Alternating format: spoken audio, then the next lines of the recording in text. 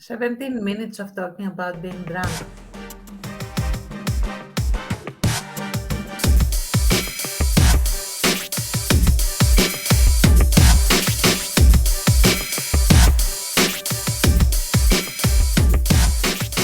Hello and welcome to the Quackcast, the Drunkduck Quackcast.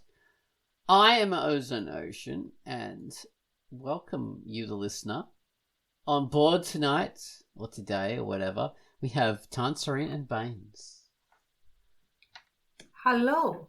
Hello. So this is Quackcast number 629. And today we're going to talk about reevaluation.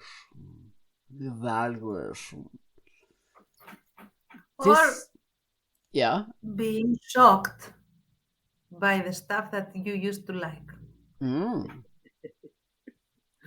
Something that you used to like. Yeah. Well, so that really explains it pretty well. So the idea is like you watched a sitcom that you really loved, and then you like lost touch with it for whatever reason, because sitcoms are like you have to really watch one episode after another and you get into it, and then you get tired of that kind of treadmill, or something happens, you get that routine gets broken, and then you later on you sort of make an effort to go back to it, and then you look at it through very different eyes and you see it in a different way.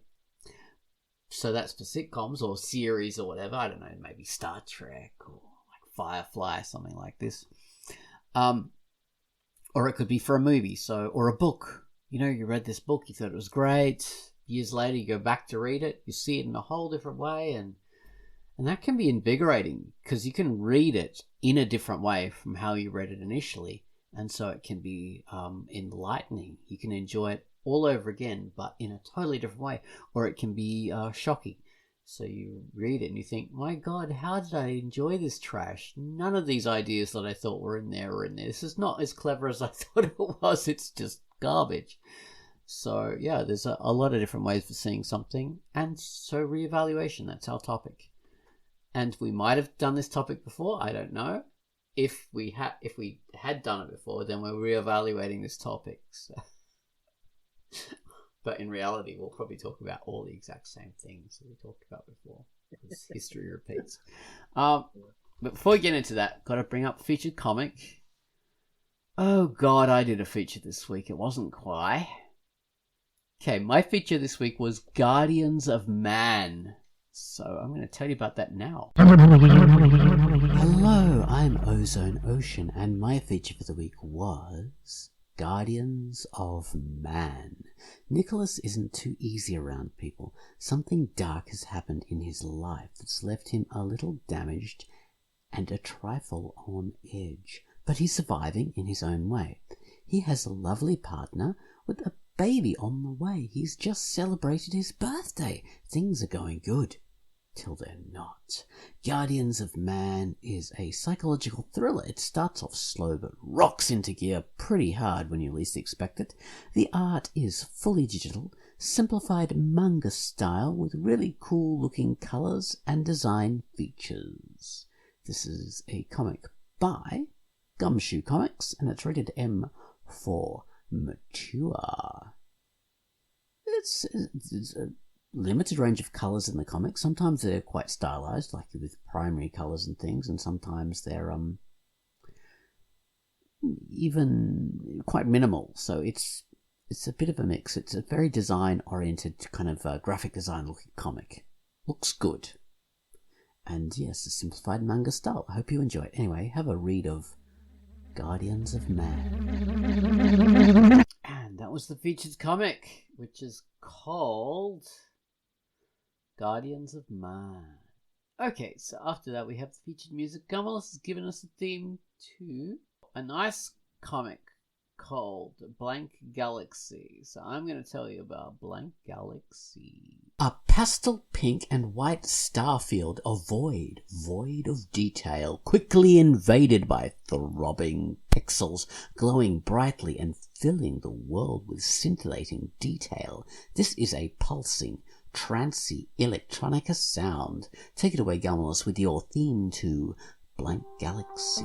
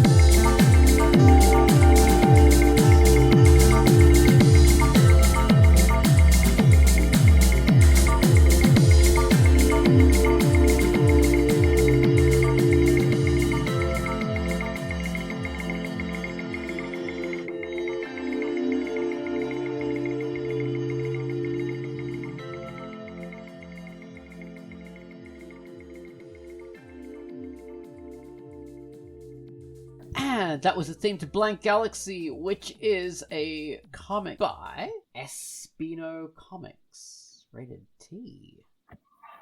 Okay, so people, my people, my Banes and my Tars, we're talking about the reevaluation of things that we have previously enjoyed or previously like viewed or whatever. Like I have millions of these things because I always revisit stuff.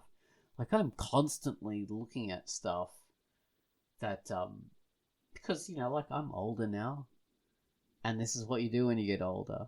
I mean, some people don't, and those people, I despise them.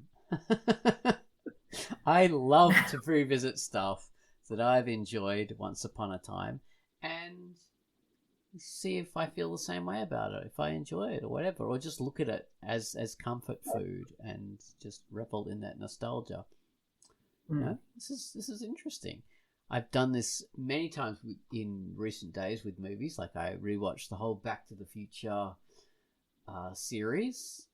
I've rewatched the whole of Indiana Jones. No, not the whole. I missed out The Last Crusade. Damn it! I have to rewatch that part. Yeah, that's one that you. Yeah. I did when I first saw it, but I might not if I see it again. So. I have to. I did it with various sitcoms and things, and I did it with some of my favourite movies to see if I still like them, which, you know, sometimes I didn't, sometimes I did. It's been very helpful, very enlightening, very interesting. So, what about you guys? Do you ever revisit stuff just to see if you still like it, or see how your opinions have changed on it? Never for that reason, I don't think, personally. It's just when I have the kind of like a desire will pop up to see something again, or I'll be reminded of it somehow. Like I'll see some reference to it somewhere and say, oh, I should look at that. And yeah, kind of stuff that I used to just live and breathe. Like that you mentioned Back to the Future, which I've seen those movies, especially the first two, dozens of times. And then didn't give them a thought for many years, and in recent years went back to them and loved them all over again. Well, that's good, yeah, because look, I brought up Back to the Future a few times in previous Quackcasts, and then I would say various things about it that I believe to be true because I hadn't rewatched them in so long. I just sort of seen clips here and there on YouTube or like in I don't know, people being critical of them for various reasons. And I thought I knew what I was talking about. And Baines would bring up various things about that, and it wouldn't be what I believed. And I'd be thinking, you know, what is Baines talking about? You know, does I get that reaction a lot. Yeah. And then I rewatched it and I thought, oh my God! Well, okay, yeah, Baines does know his stuff, and Baines was right again. Baines was right again, and I didn't remember any of the stuff that I thought I did. And these films are way cleverer than I thought they were. And I should listen to Baines. Yes. So I You remember what revalue Lorraine's maiden name is? It just occurred to me. Lorraine. She's they mention it in one of the movies. Oh yeah, I Artie's know. mom. Yep. I know what you mean. No, I don't remember that. See, I'm freaking hopeless. It's Baines.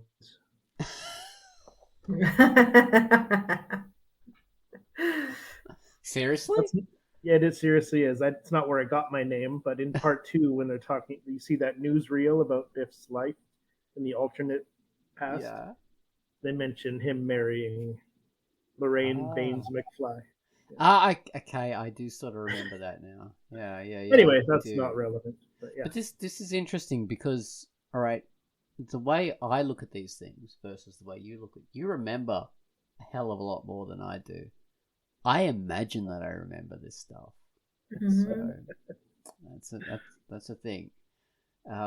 Yeah, but I will say, Back to the Future really held up. All 3 of the films, they're good films. Yeah, they're very intelligent. The first 2 are way more intelligent than the last one, and the first film is way more intelligent than the second 2. But yeah, they're very clever. They held up, so that was worth it. That was worth the experiment. Rewatching.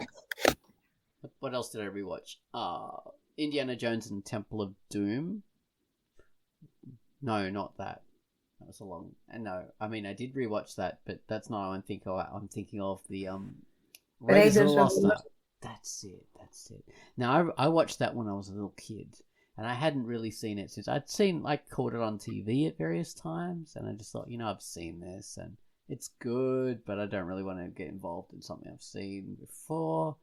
But I made the effort to watch the entire thing again, and oh my god, did that hold up. That is one really good film. I mean, really great adventure film in every aspect of it. It's so, just on point in every part of it. So, another thing that's worth it, and you can, when you rewatch this stuff, you can rewatch it from not just will I enjoy it the way I used to, or is it as smart as I thought it was? You could look at it through a lens and say, okay, so is this a bit of how is white privilege explored in this kind of thing? Especially like Indiana Jones, because you got an American guy going over to Palestine or Egypt, I think it was, going over there, imposing his ideas on these people, and I don't know. And then you've got Germans. What effect are they having in the region? Because they're obviously invaders and interlopers or whatever. So you can look at it from that kind of indigenous people versus Europeans or Americans, and see how from that point of view. And then you can look at it from the point of view of, say, this was made in the 1980s, so what 1980s attitudes am I sort of looking, as a modern person from 2023, how have we changed our point of view on Nazis or adventure heroes or the 1930s in general or whatever. So you can look at it from all those perspectives, and in that can enrich your viewing in totally different ways. So there's many ways you can enjoy this stuff, isn't there? It's not all about just entertainment. Yeah, absolutely. I remember I haven't really done this exercise.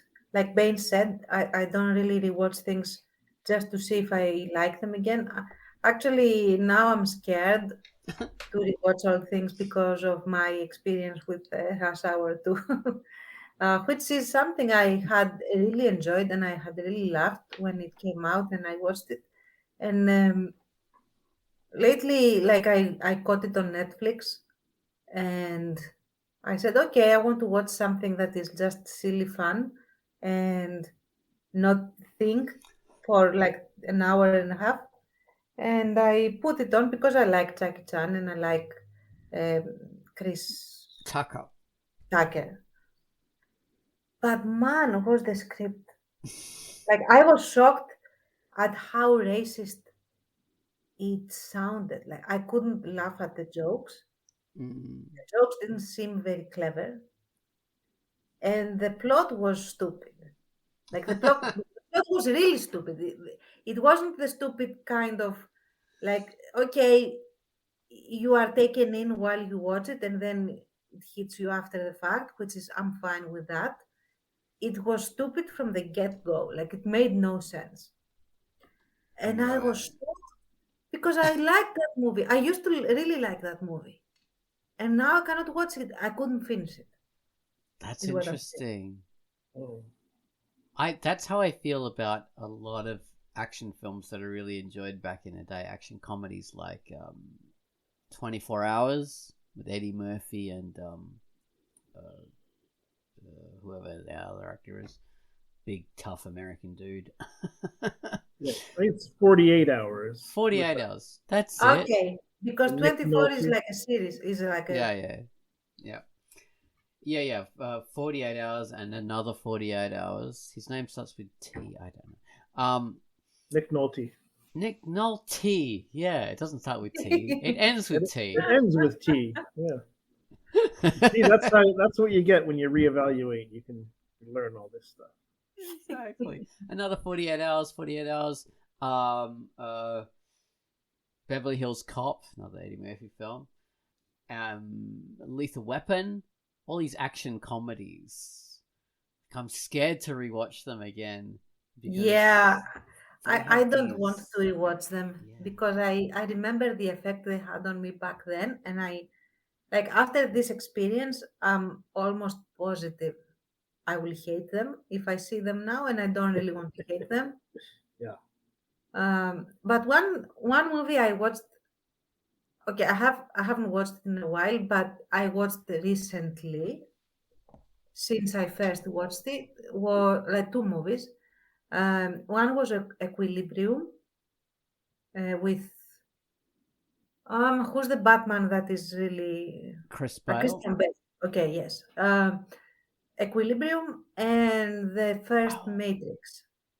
yeah. Oh yeah. So Okay. both of these movies hold up real well, and I still enjoyed them.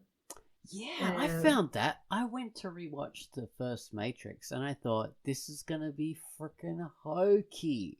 This and yeah, the effects, oh my god, the wire effect, which I hate in most films, wire effects. I thought, I'm just going to I'm going to hate this film. Loved it. It yeah. was, it was really good. It's not as clever as people think it is. I think they're wrong when they No, look at it and think it's clever. But it's but I structured think that it is so a very nice, well. yeah, and a very nice exploration of a certain theoretical problem that is being posed about what is real, what isn't, blah blah, Yeah. and all of that. And it's really done really well. Oh, And the way, it's yeah, I loved it. I It loved is all of done it. so well. Yeah, the it's not the Farrelly brothers. It was some It's the pair of brothers other. that are now sisters, but I don't remember their name. Oh yeah. Yeah, Is it Wachowski? Yes, Wachowskis. Yeah. yes, that's The the one. Wachowskis. Yeah, I mean they've had a lot of weird films since then, so Yeah, they're obviously not uh, wonderkind, but that film was a really great yeah. film. It feels a bit like it was a storm in a bottle, and you can not really do it again Mm. Yeah. because the other sequels are crap. I hate them. I cannot watch them. I cannot watch them even for a little bit. I liked them But when I the saw best, them. no, I cannot watch them. They get under my skin in like so like under a second. I'm angry at them immediately.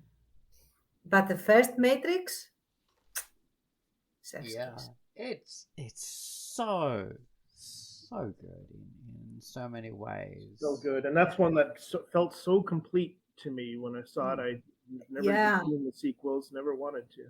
yeah. They don't. It doesn't need sequels.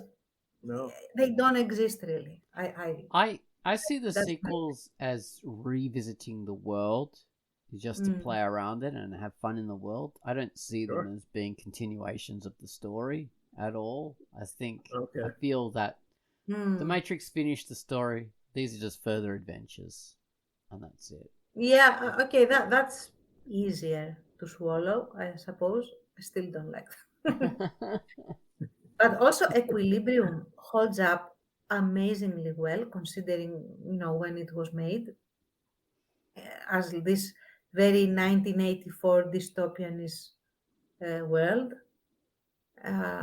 I really like it, and I was amazed that I expected to not like it anymore, or at least find it like a really fast food movie style. Like it's crap, but I watch it because it still holds up real well.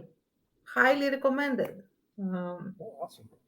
Is that the Equilibrium. one where he like has like a gun kata? Yeah. That's the one. That's the one. It's the one where he has to. They start off all. They are taking this drug that quenches all their emotions because they feel that the emotions make human society savage, and they hunt down everyone that still protects having their emotions, and it's very fascist and all of that. Oh, wow. And, Oh, that sounds Oh. interesting. Yeah. yeah, and he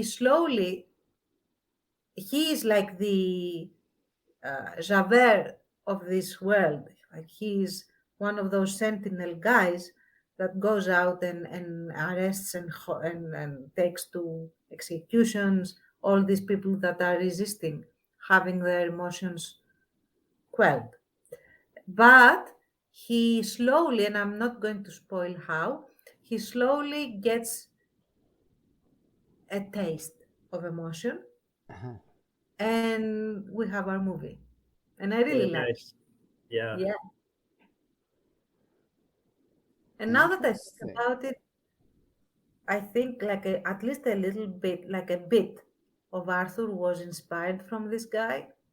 Now that I'm talking about it, and I'm also slightly inebriated, I do think that some of these elements from this dude carried over to Arthur a little bit from Without Moonlight. So yeah, Oh, okay. I thought you meant the Dudley Moore movie. which one? I thought you were saying Arthur. I was like, what are you Oh talking about? Yeah. But okay, no. now I get it. Baines. Oh, Yes. Now that you're inebriated, and Arthur was about a drunk, so that's what I thought. I was like, I'm not understanding this. Didn't Equilibrium come out well no, I'm after? just talking like often when I am like tipsy, like I am right now, I make connections about how I create things that I wouldn't have otherwise done. Like I see how I got inspiration a little Oh, more. cool. Yeah. Yeah. Yeah, you've got secret influences that you didn't realize Mm. that you had. And that this Yeah. happens, it pops up. I do that all the time as well. Hmm. It's enlightening. Well, I have two. Speaking of revisiting, I guess Oh, it's a good go time for to. it. I've probably mentioned before revisiting like a cartoon or a show or a movie. Not one of the big ones like Back to the Future or Star Wars that kind of have always loomed large in my life, but other things that I'll manage to catch again years after the fact, and I'll see jokes that I thought I made up in my comics, or character designs or character types that I thought were fairly somewhat Unique. original. Yeah. I'm like, oh my gosh, it came from here. I completely forgot. It's Yeah. kind of a Oh my remix God. of this whole thing. It's crazy. That stuff becomes part of your identity, particularly when Yeah. you're in a certain age So range. much. Yeah. And I don't know, I mean, the feeling when you realize that it's a little bit of excitement and also like, oh my God, I'm not as original as I thought I was. Yeah. Exactly. Yeah, But that also, it's happens a a happy lot. feeling. It's not a nasty feeling. It's a happy feeling. Oh my God, now I know where this came from. Like, Yeah. I don't know. It can be a nasty feeling, like when you think, "Oh, I remember this as having a bit of influence." Yeah, that was an influence, and then you watch it again and you think, I just stole this entire idea from there. Everything. I Exactly. stole it all. I just redid this story. Like, You know what Terrible. though? I am a firm believer of there is no such thing as originality in the sense that every story has been told and all the patterns have been laid out. The original element lies in how you cook these ingredients yeah. rather than thinking up something new. Yeah, this is where I lifted it from, and it made such an impression on me that it stayed with me, and now I have birthed it in a sense in something entirely new, and this is the original element to it. So I'm always happy to see where my ideas have come from in a sense. So I agree with that. I feel the same way about kind of everything has been done. It's sort of maybe the way it's done can evolve somewhat, but yeah, and that's why it doesn't bother me either when I learn something like that about my own stuff. It's like, oh, that's neat, you know. Well, I will say that, when we say like ideas are stolen or whatever, and then and things aren't original, but when we say that, we are actually synthesizing and creating something new from that mix, and we are Right. sort of creating something unique in the way that we do reevaluate, and we do kind of incorporate into our own ideas versus Yeah. say the way AI does it, which doesn't create a new thing. It's more like it's very much like just a very transparent mix of elements. It's like instead of so you might like take all these ingredients and you like bake this marvelous cake, and it's incredible, and you all use all the same ingredients as this person did, but you make something completely different. Whereas the way I will do it is just mix it all up in a bowl and just give you the raw ingredients. Yeah. yeah, the problem with AI in this is that it's not that it is remixing things. It's that it doesn't do it in a way that it doesn't understand the things that it is remixing. Like when you Yeah. make the cake. Well, that's why I say it's not actually cooking the cake and Yeah, preparing so anything. that's It's what just I'm giving saying. It's you like the this is bowl not full of gunk. exactly, this is not the process that AI is doing. So, don't get AI bros or whatever. Yeah, you don't get a win there. Sorry. No. And we're not saying that just to give ourselves an out. It's obvious from when you look at this stuff that it Yeah. can't go through that process. Anyway, this is not an AI bashing cast. No. Um We'll save that for another one. Yeah. oh, we will. We probably have. I don't know. All right. So one of the things that was a big formative movie to me, and I've probably said this a million times, like the Conan films, which I loved as a kid. I loved them. Actually, I loved Conan the Destroyer when I was a kid. Loved it. Oh my god, that film! Like you got Conan, you've got what's that guy, Tracy something or other. This he was like the sidekick in the first Batman film with Jack Oh, Nicholson. yeah. Oh yeah, yeah. I know He's- what you mean anyway. Yeah. I know It's who you got mean him. too. It's got Mako, who's this awesome Japanese guy as the wizard. It's got him. It's got Grace Jones as this evil, well not evil, she's this The powerful warrior. Amazon woman, Mm. warrior. It's got Wilt Chamberlain as this awesome counterpart to Conan. So cool, I loved it. It's even got Andre the Giant as a bad guy, as an evil demon in there. Oh So really? it's, Oh, I didn't. yeah. I forgot about that. I don't remember that one. Yeah. It's so ridiculous and fun, and I loved it so much as a kid. And when I watched Conan, the original Conan, which was the one that is a sequel of, which was called Conan the Barbarian, I watched that as a kid, and I thought, oh god, this is just pulp. This is hardcore. It's too violent, and it's just not fun, and I don't like it. It's shitty. It's terrible. But as an adult, when I went and rewatched those films, loved Conan the Barbarian. My point of view completely changed on that one. Instead of seeing it as a violent, dark, nihilistic, brutish sort of film, I saw it as being having deep meaning and having a beautiful operatic structure. The drama just continues in this lovely trajectory through the film. It's nice. A real perfect hero's journey when you watch that. And Schwarzenegger is perfect for the role. It's just tailor-made for him in every way. It's just perfect, embodying that sword and sorcery, Robert E. Howard ideal just to a T.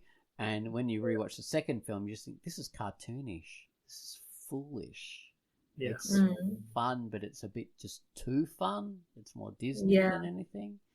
So, yeah, your opinions can totally, flip when you reevaluate stuff. Speaking of, now that you mentioned that, not the disillusionment, but the other way around, the one I had that I appreciated when I watched it as an adult, rather than as a kid or an adolescent, were the Fantasia films.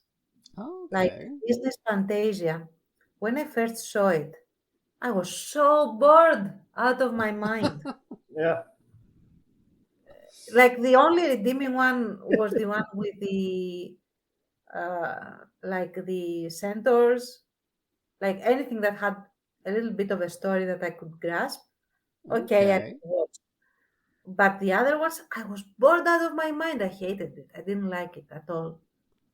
So when the newest Fantasia came out, I said, okay, I'll try it once more. I will give it a chance. And I because we used to collect VHS tapes, we actually had the original we still have the original Fantasia. I mean, we have the VHS tapes, is what I'm saying. Yeah. And I watched it again, and I was blown away. I loved it because I had started to appreciate classical music a lot more as a narrative in itself. Like, the music was the story, and you were just watching illustrated interpretations of the artists to the music, which was amazing. I loved it. And I loved the second one as well. And honestly, the only parts that I wasn't really a fan of were the intermissions.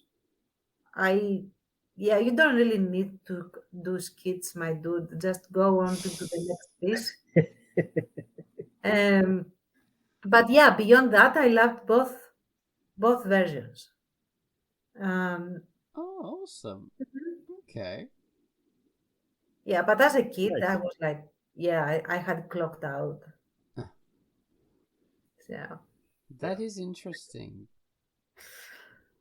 There are some things that I try and rewatch to see if I will change my opinion, but so far it hasn't worked. 2001: A Space Odyssey, Buckaroo Banzai, and Space Adventure Cobra. These 3 films. I fall asleep every time I watch all of them. Honestly, I haven't tried to see them. They look boring from the trailer, and I feel terrible because they're supposed to be these amazing films, and I cannot bring myself to even start seeing them. So, I'm the same with 2001 and Buckaroo Banzai, and I've never heard of the third one, the Space Adventure Cobra, but the other 2 I don't want to. Yeah, it's like, do I have to? And I'm still in the do I have to stage. I haven't watched them. And I might be blown away when I see them. But, not yet.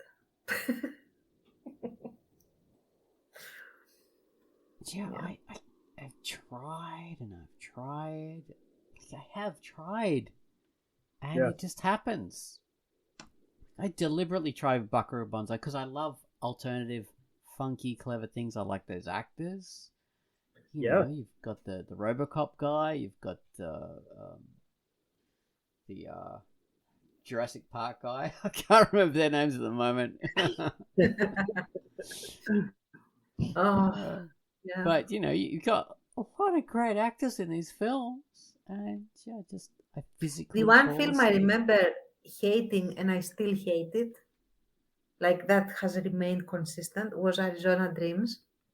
I hate that movie. Oh, I don't I know that one. find it like it is a waste of film for some reason. I cannot get into it. I don't know why people love it. I'm glad they love it. Please, do you? I hate it. I cannot watch it. I watched it. I was taken there by my girlfriends when I was, I think, a senior or something like that. I don't remember. To the movies.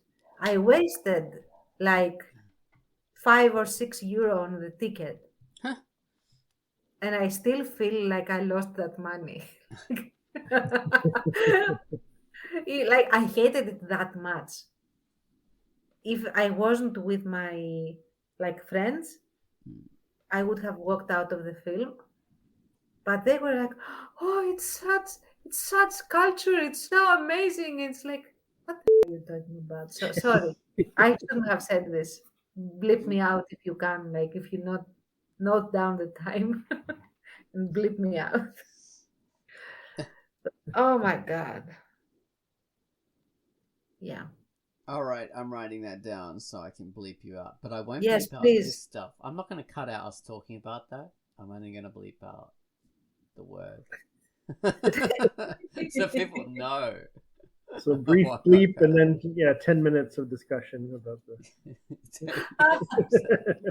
And another movie I hate, and I haven't actually watched all of it. I have watched snippets of it because it jumped on me like I didn't expect to see it. Is the human centipede? I hate Oh, what? every moment of this thing. I hate the premise. I hate everything about it, and the parts that I have seen, I hate. Yeah. I Through hear and it's more discussion of the idea, and you don't in the first movie you don't see the horrible things that they're talking about. That's what I heard. I have no interest in seeing that either. uh, I wish I could forget I knew it existed.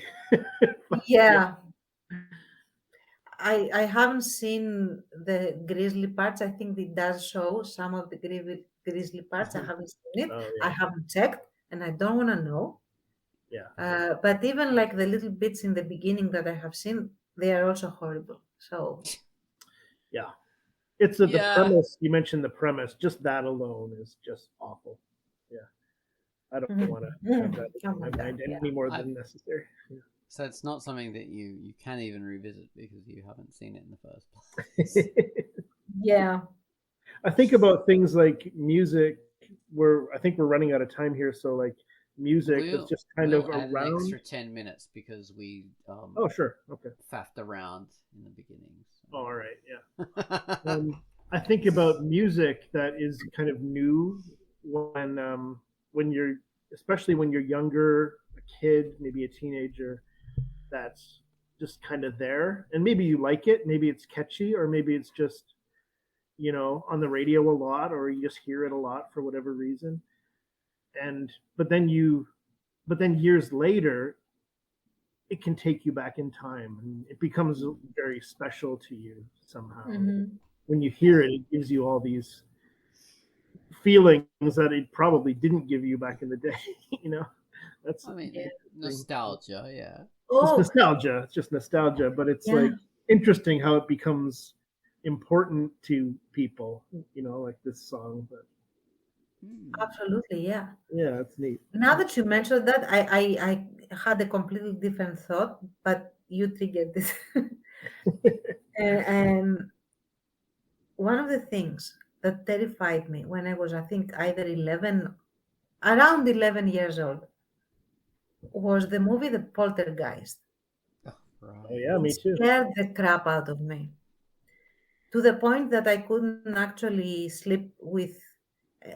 We had in my room had built-in closets, and I couldn't stand them, the doors being even a little bit ajar Yeah. due to that movie. it was actual torture. Anyway, I didn't watch it for like 20 years. And then when I watched it again, I was bored. I wasn't even scared. I didn't find it scary, and eventually I was also bored. so, Yeah, so that cured me, I guess, eventually. incredible. I had I think we've talked about that before on an episode or off an episode, but I had the same experience with Poltergeist. The scene where the tree comes through the window to grab the kid Oh, absolutely yeah. terrified me. And yeah, the movie was so scary. And then, same as you, I watched it years later, and I was very bored. Yes.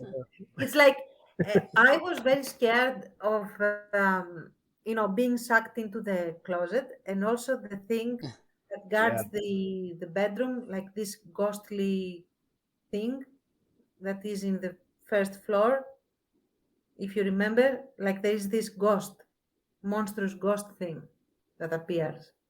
And the other one was when he looks at the mirror and he starts clawing off his face. Like yes, these three things kept me up at nights, and the ghost elicited a meh out of me. The whole thing with the closet was indifferent, and the mirror thing was funny. So, yeah. Wow. yeah. I had a similar thing with even The Shining, which is very well regarded and everything, Oh and my God, incredibly the made. Shining, I have to say, I never took seriously, so Oh, really? I have remained consistent on that one. So, They used to play horror movies on TV, and I saw it on TV. I was about 8 or 9 or something like okay, that, that's and why. it freaking it scared the bejesus. It scared me so much, and it stayed with me for weeks. Particular section of the movie where he sees the two the twins in the hallway. Yeah, It yeah. scared me so much. And then the old woman in the bathroom in the bathtub comes shortly after that. The bathroom in the bathtub. Uh, and I caught that scene again. I went to pick up my friend. I'm sure I've told this story before, but I went to pick him up, and his mother was watching the show, watching the movie, and it happened to be right around that scene. I hadn't seen it now in 10 years. I was about 18 at the time. And I was like, oh no, I don't want to see this. I'm waiting for my friend. And I saw that part, and it got to me again. Oh A no. few Wow. years, yeah, it scared walking to my car across the parking lot. I was like so scared. And Oh my God, I'm so sorry. I no, hate that I'm okay it now. happened. It was about 58 years ago now, Still but I saw though. it again a few years later. I'm in my mid 20s, and I saw it again, and zero effect. I was bored. Well, Mm. it's a well made movie, but like, yeah, Interesting. it's nothing. Yeah, it's unsettling. If I sat down and watched it alone, it's unsettling. I'm sure. Just the way it's made is unnerving, but Yeah. but it doesn't have that. Not I the don't think it same has that effect. effect. If I watched it alone in the dark, I would probably be scared. Mhm. Yeah, I think, if you are alone in the dark, it's you control whether you want to be scared or not, in a sense. I don't know if that makes sense. I think so. Like you can be scared if you want to, quote unquote, with certain movies. Yes. But yeah, yeah. Oh my God, yeah. Yeah. You have to sort of get involved in it in such a way that Something about the sounds and the visuals are hypnotic, Mm. like just the way that movie is shot and everything. And when you're a kid, it's you're vulnerable without all that stuff. But, Yeah, absolutely. When you're a kid, it feels different when you watch a horror movie. yeah. And I remember, especially with Poltergeist, I didn't want to watch it as a kid, but my cousin dared me to watch it, and I hated every minute of it. So, Yeah. wow. Yeah, My that's aunt, here's another big moment for me. My aunt told us a story, a campfire story, literally. I think we were at camp. Johnny, I Want My Liver Back is the name of the story. oh my God. And it terrified me. Like, I think by the time we went home from camp, I was fine. But walking through the campground and like any walking alone, I was just Oh constantly no. looking behind me, like picturing this undead thing following me or something. Oh It's my God, that reminds me. Like you keep reminding me things that were are buried in my mind. There is this short story. I think it's quite famous, and I think it's called the Jigsaw Puzzle.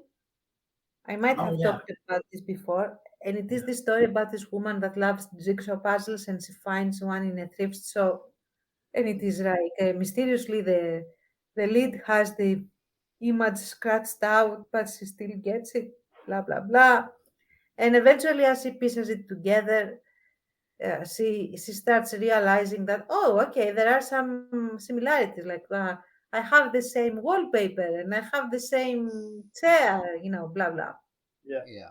Eventually, she realizes that it's the picture of her own kitchen and herself making the jigsaw puzzle, and the only thing that is missing as she completes because it starts from the outside going in towards the center, is the window, and the window has a monster, and she tries not to complete the jigsaw puzzle, but then she's attacked, and I, as a kid, I was so scared of that's that. a that's a man. That's a good story. Yeah, it got to You have me. told it before, and I think someone tells it on in the Dead Poet Society. That Oh, movie. really? Oh, One of the characters tells that sort of urban legend or campfire story or whatever. Yeah, it's good. It's a great one. yeah. Yeah. Did you do And like a period of reevaluating it? Oh, Um, I yeah, does read it it. for you I now? read it the other day, and it didn't do this to me. But I still liked the way it was written. Oh, okay, yeah. all right. So yeah, it had a different effect, which is what Hmm. reevaluation is all about. Seeing things in a I see different what you did light. there. Um, What yeah, was I I think. thinking? Go on, please. Well, Um, Different ages, clearly. Like if you see something as a kid, you're obviously going to be a different person. Things are going to hit you Yeah. differently with more experience. And also, time has marched on. I do like sometimes when it's something I like, I sometimes watch reaction videos online. Mm. And it's interesting sometimes to see certain movies, even a few years removed, where there was a lot of um, kind of political or social political, a lot of controversy, a lot of fury from the fandom or from different forces, a lot of crazy, like kind of, or really vigorous advertising or whatever, marketing. And then to watch a reactor watch it, and all of that stuff is gone. And the Mm. person has experienced none of that.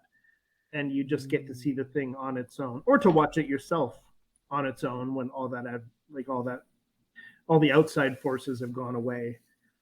Mhm. It's kind of okay. Well, now I can appreciate this for what it is. Maybe.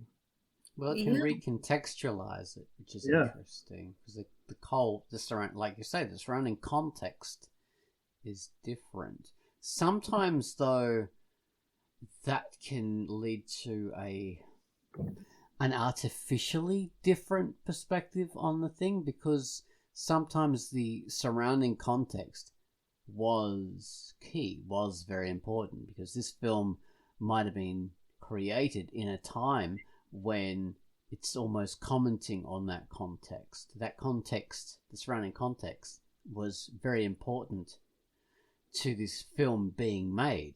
Maybe the film was a Mhm. reaction to it or something. And without that context, then when you watch it, you think, "Oh my god, this film is so racist," or "This film is like you know, so facile or something like that." You have Mm. that point of view, but you don't realize that it needs someone to think about that context in order for that to make sense, and that happens a lot. Oh, Yeah. yeah. It's surprising. Now that you mention it, you guys inspire me to remember a whole range of things I wouldn't have normally remembered. There is a Greek movie that actually is semi like shadow banned, I would say. In like it's not forbidden, but it's never really broadcast on national TV or anything like that. And it's called The Red Train. It is about the communists during the occupation and just after that. Like, not exactly the Civil War, just in this small interim before the Civil War was official. Because, in all actuality, as we are going to see in Volume 2 of Without Moonlight, the Civil War began in 1943, really. But anyway, I digress. Anyway, this movie is is a very bitter narrative about how certain people that had a very specific position within the whole communist thing were shafted. Okay, this is the theme of the movie. That's the train, and if you watch it without knowing this context, it is a not very well done movie in the sense that it's very tacky. Okay, it's Mhm. it doesn't really it doesn't have a big budget. The acting is not necessarily amazing. Um, it would feel a bit like very dated movie, not a high quality movie.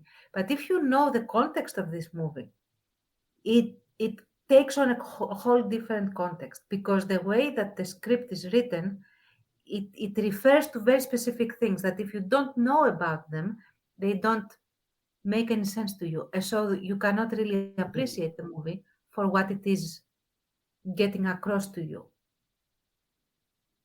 Yeah, I I hope understand this what you makes mean. sense. yeah, Yeah, that does make sense to me. Yeah, Okay. So you yeah, have to know the context of the time. yeah, and not just the context of the time. You have sort of to be in group in the Greek culture to know what they are talking about. Like there are certain terms or phrases and stuff that if a Greek doesn't explain to you, they will not mean a thing, even if you know the history. That's how niche this movie is. interesting. It's Yeah, amazing. Well, it reminds me of there's the famous song, and I think many people have commented on this. "Oh baby, it's cold outside," and they Oh, they yeah. do what so many modern people do. They think they're more intelligent than people in the past, but they make the incredibly oh okay they make the incredibly stupid childish error of taking things literally. So yeah. they read something and they just do a straight out literal interpretation, which is oh my, you can't do that with writing ever. He's I just mean, being it's a moron. interestingly that's like kind of the reverse of what Tance said, right? Where you have to know the specific context of where a certain thing was made to really understand it. This is like you put a modern context or even just a niche or a specific context of a specific group of people reacting to something that was made 40 or 50 years ago Yeah. and being So outraged for example, using your of the moment you, context. yeah, pretty much. Yeah, replacing the context of the original with your current context. Yeah, so Baby It's Cold Outside is not about a predator or someone trying to lure this woman into something she's uncomfortable with. This is t- from the context of the time and from the intention of these two characters. They're both skirting and flirting around this mutual goal of getting together and, having sex or whatever, or coming together. That's the idea. Um, But because people don't realize that, and they also sort of overlaying their modern sensibilities, and they're thinking that, oh my God, there's this other modern idea that all women in the past were all victims or all subservient to men. Yeah. Which is it's a total frickin' fiction, but it's a modern idea that they think they're being more kind of open and woke and more accepting of like, oh, women's rights and stuff like that. But really they're just being incredibly misogynistic because they're taking the agency and the power away from women in the past and imagining them all as victims. I can't imagine anything more misogynistic than that. Like... There is a very, you know what, we all fall victims to that a little bit, in the sense that there is this revisionist idea when thinking of the past and historical like periods, where people don't really feel really like people in the modern sense of the word, but people that were somehow weirdly like backwards in the way they thought, and they didn't have modern reactions to things. So there is this idea of the 50s, like you had like everyone is in a commercial, a Westinghouse commercial or something like that. So, and that is definitely not how things were, which is why we had social change. Because if everyone was this happy-go-lucky, semi-drugged Stepford wives nirvana, nobody would want to change. Right. So there is that. And the suffragettes were not happy-go-lucky. They wanted more things, and we got the vote eventually, and so on and so forth. And before them, there were precursors that gave rise to like someone brought up these women to feel like they were entitled to certain rights. Who brought them up? They had parents, clearly.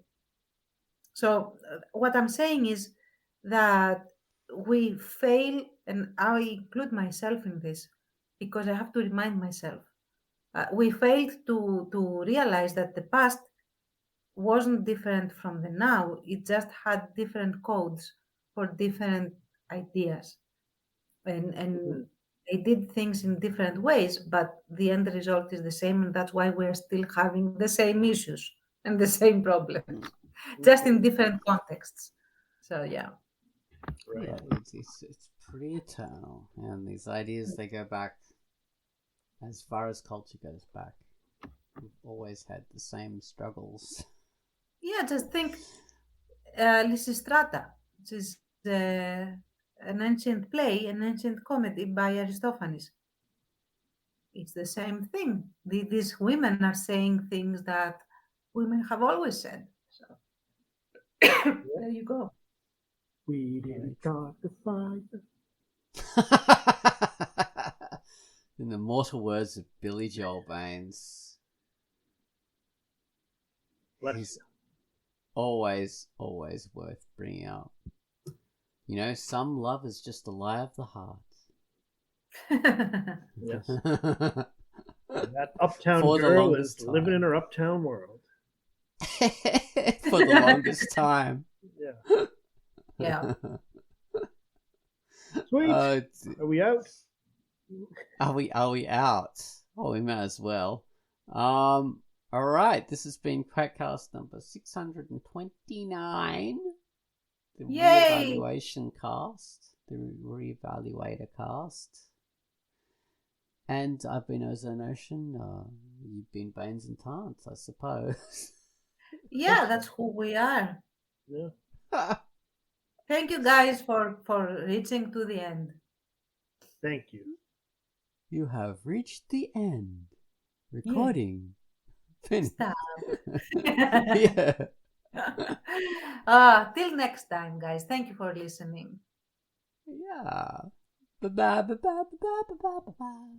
Rewatch Back to the Future and see how good it is. And then rewatch Conan the Barbarian. You have homework now. Go watch all the movies. Yeah. Rate them again.